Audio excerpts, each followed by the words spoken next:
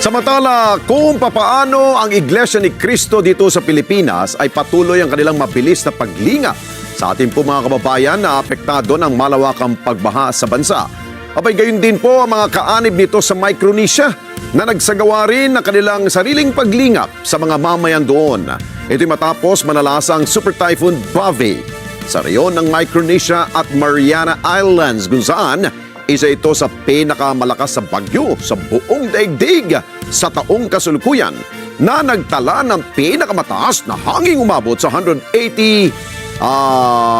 miles per hour o katumbas po yan ng 285 kilometers per hour.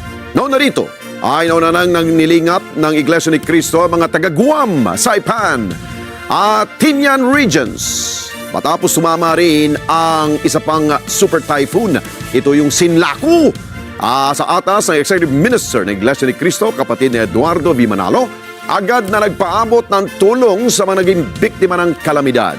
Ang lingap sa mamayan ay bahagi pa rin ng mabilisan at malawakang pagtulong ng INC sa mga taong labis na nangangailangan.